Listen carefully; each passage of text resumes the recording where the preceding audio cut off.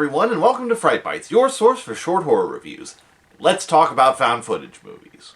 Of all the different types of horror movies, slashers, creepy kid movies, haunted house flicks, and even torture porn / hardcore horror, we'll save that debate for another day, found footage movies are probably the most contentious. While each of these has their proponents and detractors, I don't think I have ever heard people call as long and as loud for an end to a certain type of filmmaking since Michael Bay decided to rape the collective unconscious of every horror fan that ever lived.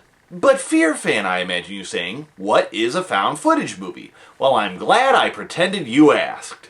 Basically, a found footage movie is a film where the story is told through footage that the characters supposedly shot themselves. In other words, if you've ever found yourself shouting at the screen for a character to drop the camera and just run already, then congratulations, you were probably watching a found footage movie. Well, either that, or an episode of Honey Boo Boo. Ugh. Also, if you are the sort of person who shouts at the screen, you may want to cut that out. The only thing crazier than a person who talks to movies is somebody who talks to people who aren't there.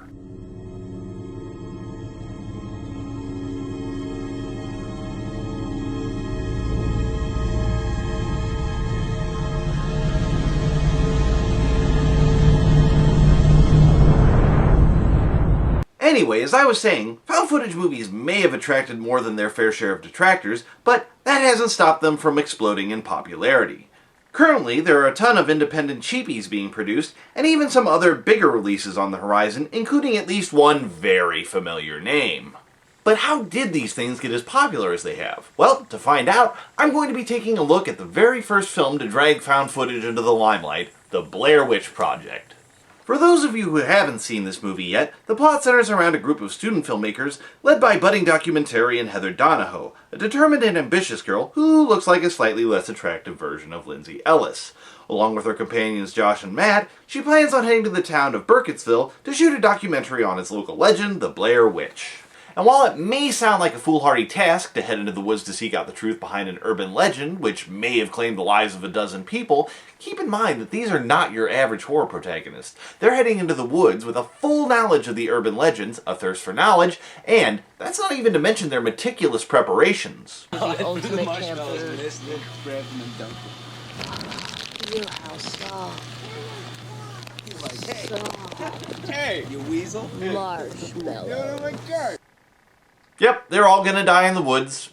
Of course, before they wind up with their bits on a shelf next to some Eye of Newt, they need to grab some interviews for local color. Luckily for them, there's a broad range of opinions on display, ranging from somewhat unhelpful skepticism. Do you believe in witchcraft? No. No? No, sir. Are you a religious man? Yep. Alrighty. To sheer, unspeakable terror so strong they won't even let others talk about the legend in their presence. So the creepiest, creepiest That's story kind of an about omen, her isn't it? that I ever heard. Uh-huh. And they disappeared off the face of the earth. Really? Trust me, kid, I know how you feel. I'm sick of hearing people describe stuff cooler than what actually happens in the movie, too. So, having compiled all the hearsay the local insane hermit has to offer, the three partake in the traditional horror pastimes of boozing up and smoking weed before wandering into the woods and promptly getting lost.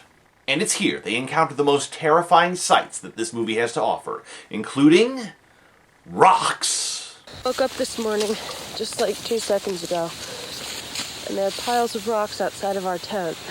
Sticks. This is fucking crazy shit.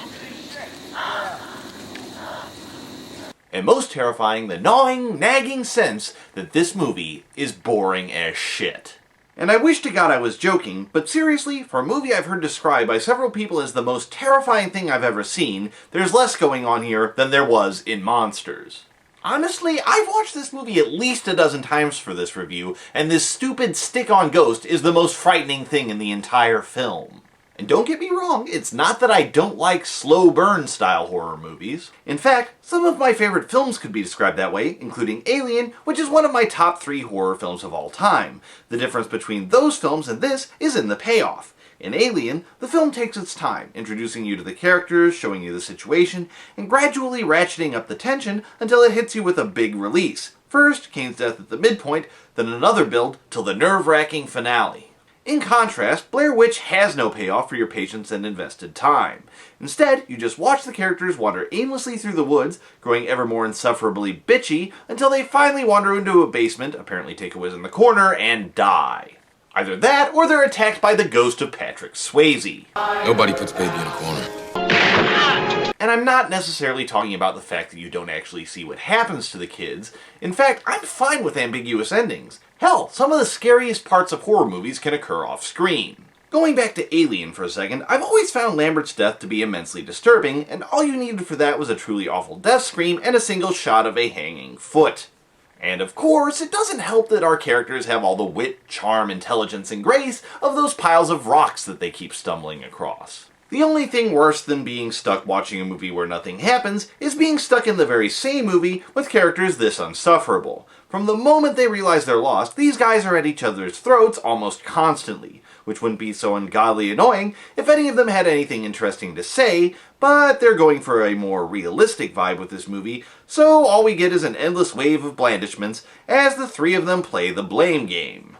Also, this film seems to have misconstrued the phrase realistic characters as characters that are too stupid to live. For example, take this little dramatic reveal. I kicked the... I'm sorry, it's fucked up.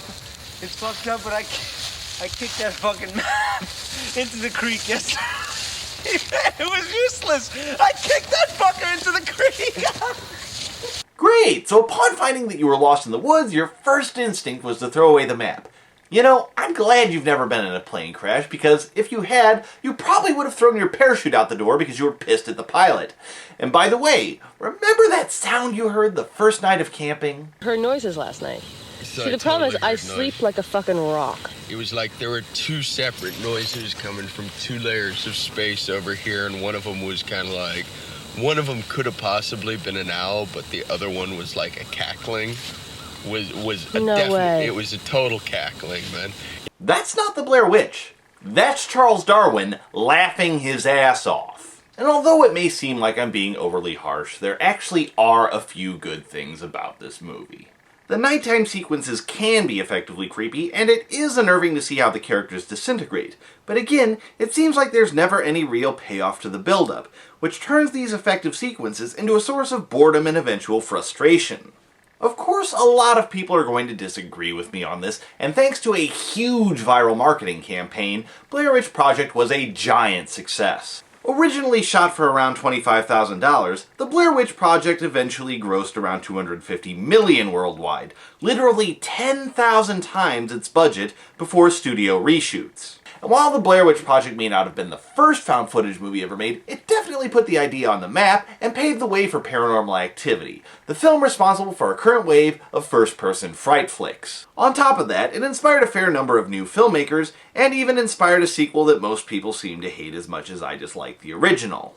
In the end, while it may have a few good moments, the Blair Witch Project is, to me, proof positive that atmosphere, while important, isn't everything. Some people might love it, but as for me, if I want to watch a group of annoying people wander around the woods bitching at each other, I'll stick to tapes of my family reunion.